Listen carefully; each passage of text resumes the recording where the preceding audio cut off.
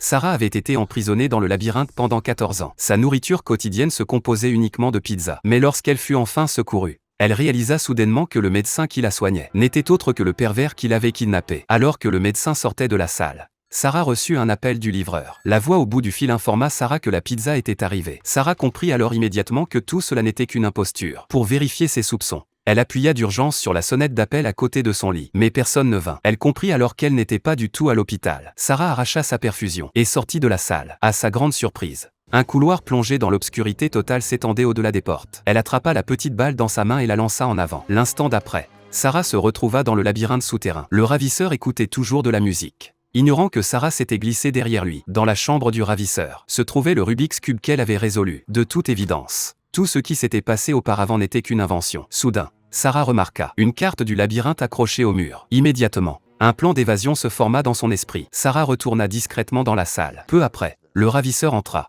déguisé en médecin. Il affirma que la personne qui avait enlevé Sarah avait été appréhendée et l'informa qu'elle était désormais libre. Pourtant, face à ces paroles, Sarah ne le démasqua pas immédiatement. Au lieu de cela, elle demanda à l'homme quand elle pourrait rentrer chez elle. Le ravisseur la renvoya avec une excuse. En entendant cela, Sarah comprit instantanément. Si tous ses souvenirs précédents étaient inventés, alors sa jambe ne pouvait pas être blessée. Ainsi, lorsque le ravisseur vint changer son pansement, elle lui donna un violent coup de pied.